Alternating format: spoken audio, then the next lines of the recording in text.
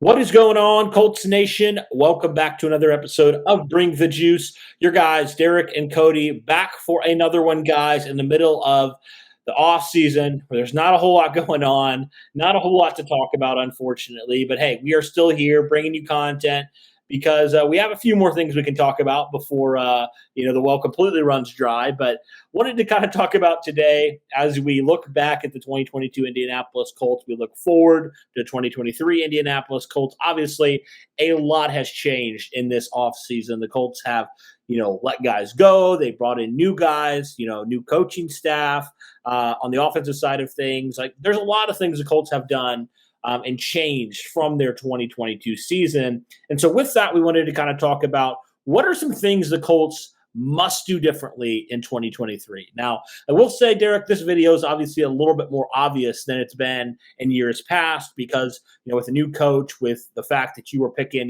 where you were fourth overall, like there's obviously going to be need to be a lot of things that they didn't do well last year that need to change and need to be better in 2023. We have 6 things we're going to talk about, 6 points we're going to talk about, and we'll probably go off into tangents, honestly, and talk about other things as well within that. But I just nailed down 6 things, and we talked about 6 things. So without further ado, let's get into it. The first one is, honestly, Derek, and this is something that we just don't know with this new team, but like, the Colts had some ways about them, Derek. Some ways that they, if you thought about the Frank Reich era with the Colts, what did you think of? You thought of can't win week 1, can't win in Jacksonville, play down to inferior opponents, and also they just straight up can't win the division. And that they never did that in the Frank Reich era. And it felt like there was just these things where you're like, this roster has talent. It's not like we're devoid of talent. Like, what's the deal? Like, what's going on? And even with Andrew Luck for a year, they didn't win the division. They started off slowly. They didn't, they still didn't do it. And so I think for me, Derek, the first one is just not falling into the ways of the past, not falling into the complete loss in Jacksonville where it just decimated you and you are eliminated from playoff contention. You play the worst team in football and you get absolutely embarrassed. We all remember that, the clown game in Jacksonville, like those sorts of things, like that the Colts were just so known for. And we're just like, how can you be so inept at times? Like, how do you go from being the best team in football, arguably, or the hottest teams in football, to completely just looking like you want the number 1 pick in the draft? Like, they just did that a lot. And even last year was just like where the wheels fell off, man. And all those things culminated and it got even worse. And so with a new coaching staff, with kind of a new era here in Indianapolis Colts history, a new quarterback, a lot of new things. How do you think and what do you think about this first point about them just not falling into their old ways again? Yeah, I mean, again, like who can forget that game? I mean, I won't. I mean, it still haunts me in my sleep every once in a while. If anyone wants to go and rewatch my video on that, feel free to go do it. It's still funny to watch up until this day. Anyway, but yeah, I mean, there has been those, right? Like Indy has had a lot of the curses and the inability to do stuff recently. And, it's been tough to watch because, under the last regime, especially at the end of the Luck era, I mean, we couldn't do it. We don't beat Jacksonville in Jacksonville. We lose at the end of the season all the time. We fall apart in the biggest moments. We've only made it to the playoffs really once in the last 4 years. We don't win the division, and now you're in a situation where, Jacksonville has now asserted their dominance and they are now the clear front runner to be the best team in the AFC South for the long run until we see, one of these other teams with their quarterback situation, how that works out. So now you're in this freakishly bad boat where you now have this new coach, you have this new quarterback, you have this new direction that you're going into, which is, I think that's why it's such a breath of fresh air, Cody, for all of these teams and for these fans, because the Colts for the longest time always had that stipulation. Like they win the big games, like the ones they're not supposed to, they win. But the ones they're supposed to, they just lose. And it's frustrating sometimes because the really good teams in the NFL very rarely lose games in a situation where they weren't supposed to. They don't do that very often. Like the Bills don't lose to inferior opponents that often. The Kansas City Chiefs don't do it. The Eagles don't do it. There's a lot of these teams that, just dominate most of their weeks. And Indy has just not had that for a while. They'll go on these freakishly crazy streaks of winning 6-7 games in a row, but then they'll lose, 2 or 3 in a row in situations where they should have won. And so you're right. It's going to be that sort of situation where hopefully Steichen can get them out of the old ways of, being complacent. And hopefully we see this team even towards the end of the year, which I would imagine probably will, because Anthony Richardson will be getting better and better as the year progresses on. You will see a better version of Anthony Richardson at the end of the year than what you will see at the beginning of the year. So hopefully we will see this team continue to make progressions on the incompetence that we've shown recently. Yeah, for sure. It was just, I mean, even in wins, Derek, do you remember the Green Bay game when 2020, right? So that was a good season for the Colts. 2020 was a good season, probably their best season in the last 4 years by far.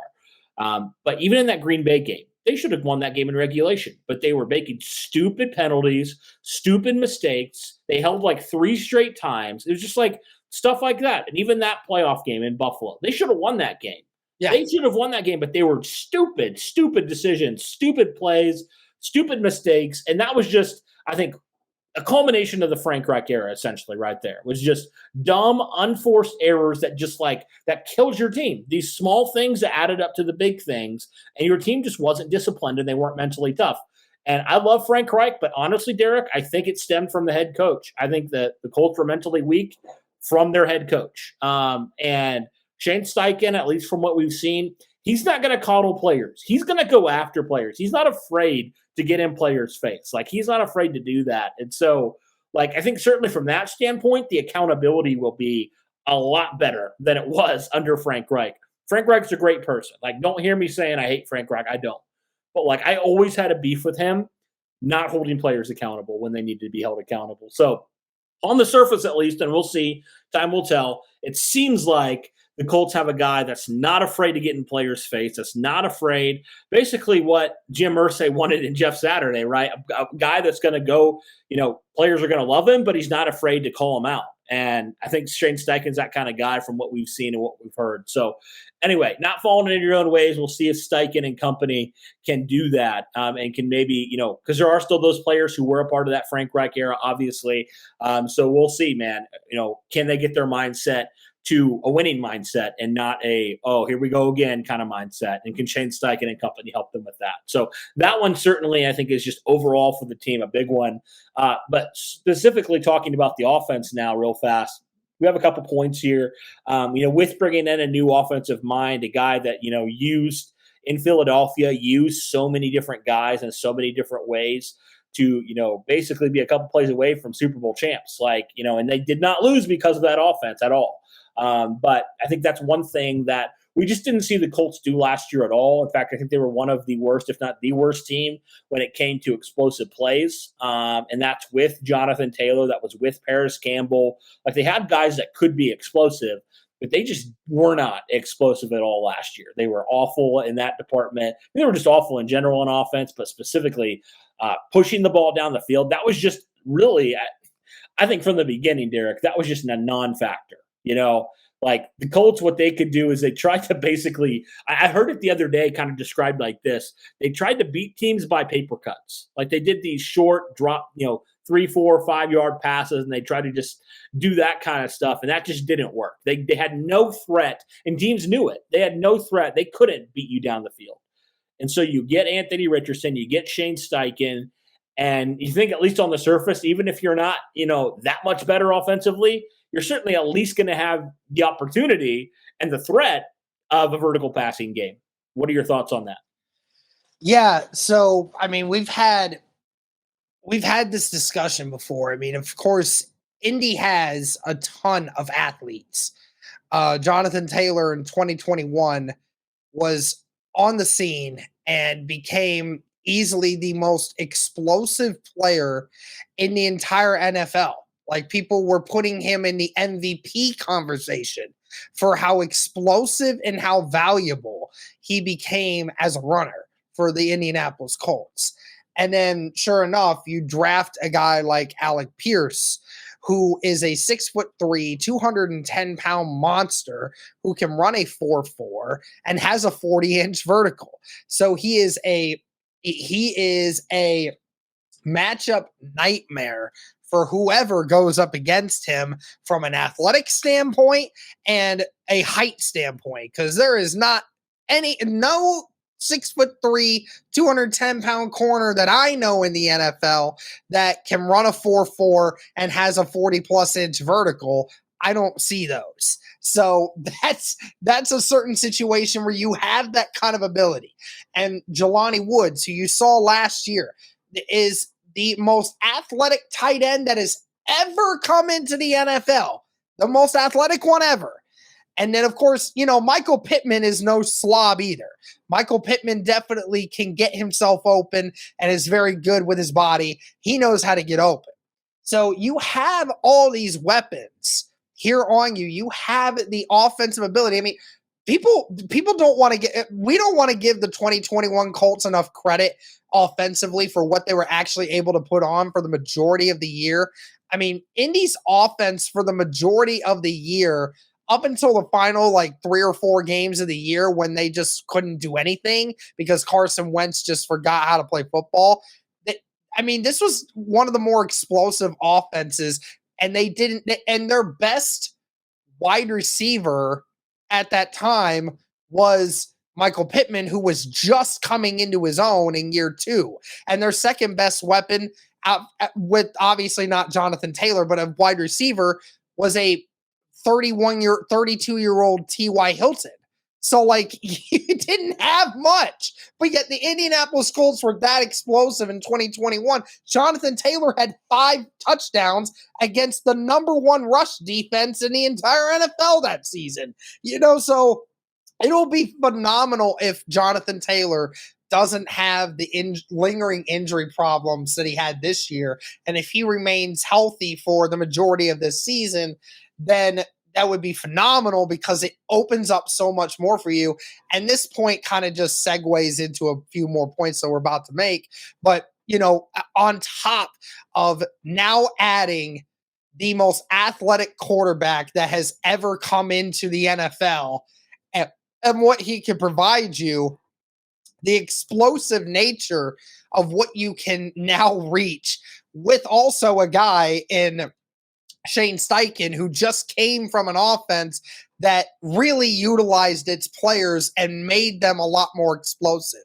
So it's a great situation for Indy that it may not be looking fantastic when it gets started, but it will be a lot more fun to watch this year than what you saw last year with 38-year-old Matt Ryan, who couldn't run, an offensive line that couldn't block, running backs that couldn't run, wide receivers that couldn't catch, all of this. So it will be a lot more entertaining, to say the least, with the explosive plays that you'll see this next year. I want to throw out a stat here that I found when I was doing a story on some players who could break out. I talked about Alec Pierce real fast, and I know you mentioned him. But one thing about Alec Pierce, he led the Colts in explosive plays last year, right? He was a guy that just, basically beyond 20 yards. He had 15 last year. Over the last 3 seasons with Shane Steichen, whatever offense he's, been the offensive coordinator for, guess what, Derek? Their offense has been top 10 in passing attempts over 20 yards in the last 3 seasons, top 10 every single year. So you certainly think, with Anthony Richardson, with what he can do, obviously with his arm and also on the ground, with Alec Pierce coming into year 2, The fact that his game is the big play. You have Pittman, you brought in Josh Downs, you have Jelani Woods, you have Jonathan Taylor, like you have Isaiah McKenzie. You have a lot of guys here. And I know like people are like, oh, this offense, I don't know if it's going to be good or if this team's going to be good. But I look at it and I'm like, it's not like this team is devoid of talent at all at the skill positions. They have a ton. I mean, they have a ton, and they may be bringing in another one in Brashad Perriman very soon, who's a guy that, has a couple 500-yard seasons a couple years ago. So they're just continuing to add competition and continuing to add, skill level on top of skill level. And so I really do think with the new quarterback, the new offensive play caller in Shane Steichen, and all the talent you've accumulated the last couple off seasons, I mean, I do think this team could have a pretty explosive offense when it's all said and done. But we'll see. All right, let's move on to number 3. And this is one, Derek, that I know you specifically wanted to include, talking about just playing loosely offensively with Anthony Richardson as your quarterback. Talk to me about that a little bit. What did you mean by that? Well, playing loosely, I mean, you're in a situation right now where you're in uncharted territory right now if you're the Indianapolis Colts. This is not a situation that you have had to deal with in over a decade. Where you are coming into a team with a new quarterback who you believe is the franchise, and you're coming into a situation where there's a lot of questions and a lot of uncertainty because unlike what happened a decade ago in drafting Andrew Luck, you were a lot more confident in Andrew Luck's playing ability because of Andrew Luck being a lot more polished for the position. There's a lot more question marks on Anthony Richardson's ability at this moment in time. So there's a lot of those kinds of people who are trying to say, how much freedom do you give this kid? How much is it about trying to not only win games, but at the same time also trying to get Anthony Richardson to learn along with playing the game? And I think the ultimate way to get this kid to be able to play the game the way he knows how, and the best way to try to get him going is inevitably to play loose. You're going to tell these guys, especially Anthony Richardson, listen, we want you to go out there and do what you are capable of doing. Obviously, we're giving you a game plan. We would like for you to stick with it. We want to make sure that this game plan is going to help you succeed going forward, but we also don't want to hinder the thing that makes you great, and that is the ability to make plays with your feet, being creative, making those amazing highlight plays that we could never draw up, like allowing you to be the player that you are. It's very difficult. I mean, people will say, "Oh, Shane Steichen is a god at creating plays, right? Like designing these things, and he'll be able to figure it out so easily." There's never been a quarterback like Anthony Richardson to come into the NFL. There just isn't. There's been a few of them that are really close, but there hasn't been one like this, and there hasn't been one that's been this unpolished as of this moment coming into that situation. So as a kid, a very young kid who's going to come into this situation, he's never been in before, very limited experience, and he's going to struggle this year. He is.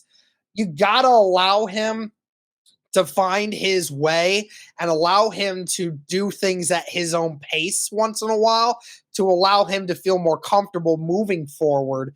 Because I think, Cody, we all agree here. Well, I mean, I don't know. Some people in the comment section may think that the Colts are going to the Super Bowl this year. I don't know who that is, but some people do. It's just that the Colts it's a trial and run sort of thing. So just allow Anthony Richardson to be Anthony Richardson while also giving him guidance along the way, giving him a structure, and that will help him further down the line than trying to stick to a game plan that just doesn't suit him. Gotcha. That makes sense. Yeah, I agree with you there on that one for sure. Expectations for year one are not, I honestly think like a lot of people, and I could be wrong on this, but it definitely from what I've seen, it seems like people are less concerned about how many wins the Colts have this year and just on how does the rookie look? How does Richardson look from week one to week 17? How does he look? How has he grown? How has he progressed? Because I really think, and Jim Irsay said it, and I think like Chris Ballard and everybody has said it, this is not about 2023. This is about 2024, 2025, like in the future with Anthony Richardson. So I think realizing that there's going to be mistakes, there's going to be some warts, there's going to be some things that he's going to have to refine. He's not going to be a perfect prospect. He's not going to be Andrew Luck's rookie season. Like that's just not going to happen. So I think you're right. Just playing loose and realizing like, hey, you know what? This kid's learning. He's 21 years old. He just turned 21, and he's got a lot of potential ahead of him. But, that's why they took him. They didn't take him for what he's done, but for what they think he can do in the pros. So, yep, absolutely. All right, let's move on now to number 4, staying with the offense. One more time here. I think you got to talk about that offensive line. You've invested a lot into it. Bernhard Raimann going into year 2. You have Quentin Nelson still there. Ryan Kelly's coming back again for another year. You have Will Fries, who played some down the stretch right now, currently slated as right guard. And then Braden Smith's been your right tackle for the last few years as well. So you kind of have a decent amount of guys who have been there and a couple of newer guys as well. But the big thing that we saw, Derek, and I feel like it got a little bit better when Jeff Saturday was there, was just the offensive line communication, right? It wasn't like this offensive line was all the time just getting outright just destroyed. There's a lot of miscommunication. A lot of things were untouched blocker or untouched pass rushers, untouched defenders were coming through the holes and just destroying the quarterback. It was just like they just were not communicating the proper way they needed to communicate. And, with Anthony Richardson coming in or, Gardner Minshew or whoever it is, like your offensive line has to be better. They just have to be with what you're currently paying them and how much you've invested there. They cannot afford to be what they were last year for the majority of the season. They have to step it up, and the first step has to be communication. That has to come from these, veteran guys, Ryan Kelly, Quentin Nelson, Braden Smith. These guys have to lead the charge there and make sure what happened last year doesn't happen again this year. Yeah, I mean, what happened with the Indianapolis Colts was just so unprecedented when it came to how things went with their offensive line. We figured that this last year, okay, so the left tackle situation might be fuzzy, but, Braden Smith's still there, Ryan Kelly's still there, Quentin Nelson's still there. Will Fries steps in at the right guard. He has experience. He's not been bad. You figured, okay, like, at least 3 out of 5, you'll still be solid. But sure enough, I mean, Indy had, for the most part of the year, had the worst offensive line in all of football. And it was tragic how bad it was. Tragic. It was to the point where we were almost at a point of figuring out what was more at fault. Was it Matt Ryan who was most at fault for what this team was doing? Or was it the offensive line being the main reason? Like, that's how bad they were, that the offensive line was highly considered the main reason why the team couldn't win a game, because they were giving up that many sacks. They were averaging giving up 4 sacks a game to these teams. And that's terrible, considering the fact that just 4 years ago, before Chris Strausser, who ended up, is now in Houston, took over the position, was the best offensive line in all of the NFL the year prior to him coming in. And every year since then, Cody, it has gotten worse. It got worse. The communication was at an all-time low last year. Ryan Kelly half the time looked like he was blocking the wrong gap. And then Matt Pryor, the whole situation there, that was Chris Ballard's fault, thinking that Matt Pryor was ready to do that when he wasn't. And then not filling the depth at the interior of the offensive line. You let Chris Reed go. You let Glowinski go away. So yeah, see there, you're reminding me. You let both those guys go in the offseason. You didn't retain either one. And sure enough, that right guard position also didn't help you through the majority of the year. So, Ballard let the team down doing that. Chris Strouser let the team down doing that. So now you bring in Tony Soprano, who hopefully you will find a chance. Sperano, I should make sure I get that right. Tony Sperano Jr. Not the Sopranos, Derek. No. Not Soprano, man. Come on, give me a break. It's going to be a different change of events for Indy. You really hope that Sperano will actually be able to get this unit back into some cohesiveness. And Quentin Nelson talked about it a few weeks back when the team came in. He talked about how, just something about like the O-line as a unit just kind of lost like its like connection with one another. And that's just something that you can't do. You can't have an offensive line not be fully connected with one another in everything about their lives. Like that's a team, that's a brotherhood within the brotherhood there. Like those guys have to know what they're doing and they have to be into it or else it's just not going to work. So hopefully the new O-line coach can help get them back into the right fundamentals. And hopefully after realizing just how bad they were last year, that, some time clocks started finally ticking in some of these guys' heads and realizing that, it's time to pick it back up if some of us want to be back on this team or keep the contracts that we have moving forward. Yeah, absolutely. One thing quickly, just on the defense as well. This is really the defense for the most part, I thought was pretty solid last year, and they were definitely not the reason the team only won 4 games. In fact, they won 3 of those games, I think, if my memory serves correct. So, but looking overall, on this defense, obviously they lost a couple vets. McLeod, we already talked about, and Stephon Gilmore as well. So there definitely is a youth movement there, and that will definitely be, we'll monitor that and see kind of how that goes. There's probably, going to be a little bit of a step down just because there's some young guys learning it. But I think just overall from the defense, I would like to see just more consistency, and this is just kind of how I'd like to see it. I'd probably like to see, like, the defensive line played really well last year at times. There's also times, Derek, where I felt like, where is this pass rush? Like they would come in and they would play really well and they would have games where they get 3, 4, 5 sacks. And then other games where they're hardly touching the quarterback. And you're like, what's the deal here? And you have talent there. You have Kwity Paye. You have Dio. You had Yannick Ngakoue last year. But it just never felt like the pass rush was consistent and, was something that would win you games necessarily. You never saw a walk-off sack, from Yannick Ngakoue or Kwity Paye last year. It was always Stephon Gilmore making a play. So just for this defense, I'd like to see more consistency across the board, not just in the pass rush, but also just, when it comes to closing games, right? There was definitely some games where the Colts could have won if their defense had stepped up and made a play. They weren't perfect last year at all. I mean, you think about that Philadelphia game where that defense just had to stop Jalen Hurts and look what he did. You think about the Washington game as well, where, Terry McLaurin goes up and makes a play. Now, obviously, that was a great play, but they won that game. And then you think of like the Houston game at the end of the year, where Indy could have had a great chance of winning that game.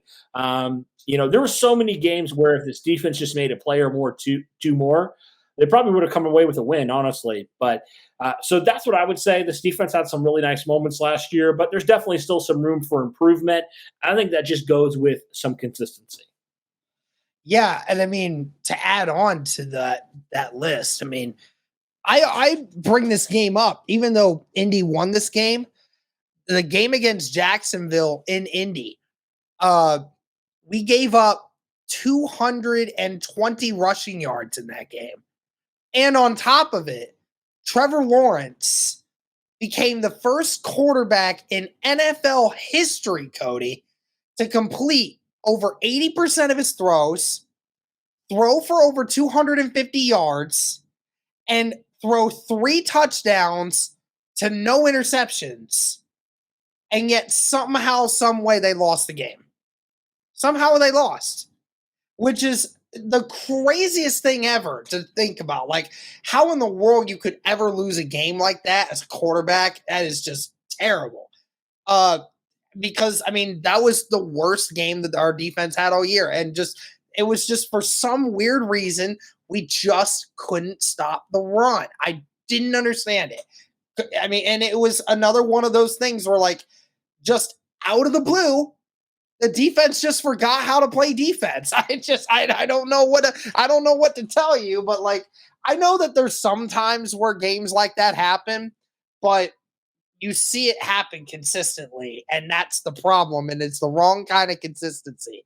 So yeah, totally agree with you that the defense in and of itself, listen, there's going to be games, there's going to be maybe, 3 or 4 games where you're going to have a breakdown, you're going to have a meltdown, but let's try to keep it to 3 or 4 and not like 5 or 6, or even 7 for that matter. Last one here I want to talk about. I think it's something that Chris Ballard said, and I think it rings so true for all of us. And I think we definitely can agree with this one. It's like your best players playing like it, like good players playing good. Not having the Kenny Moores of last year where he's getting beat a ton and looks like and played like one of the worst corners in football. And that obviously was due in part to an injury. Quentin Nelson didn't really have a great year for his standards. Ryan Kelly certainly didn't. He's been on the decline the last couple of years. Just different players like that, not playing to the level that they were. And then, players like Shaq Leonard, who didn't play at all hardly last year. And when he didn't look good. So, it's kind of a twofold where, like, your best players need to play well, but they also need to stay on the field and be healthy as well. I think that's just something the Colts need to do.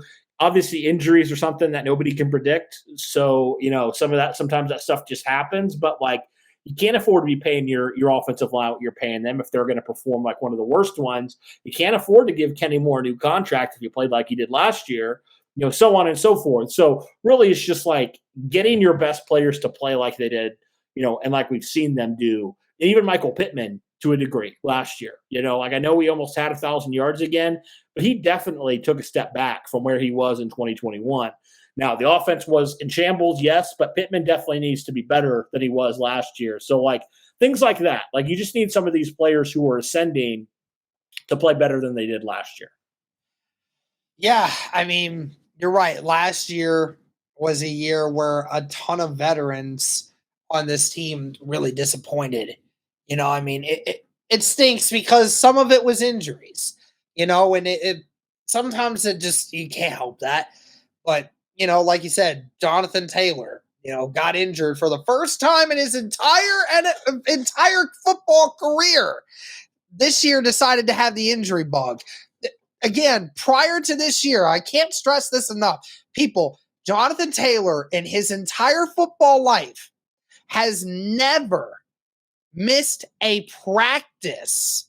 I'm not talking games. I'm saying he's never missed a practice leading up to this year. And sure enough, ended up missing 7 or 8 games this year because of that ankle. And, had a bunch of different times where he's missing a few practices before that. I mean, it unfortunate, but, that really hurt the team, going forward. It really hurt. Because, but even then, like, I mean, we kept talking about it. The O-line was so tragically bad that even Jonathan Taylor couldn't be Jonathan Taylor. Michael Pittman, at multiple times last year had the ability to, alter the course of games. And he let the team down. He let the ball slip right through his fingers sometimes.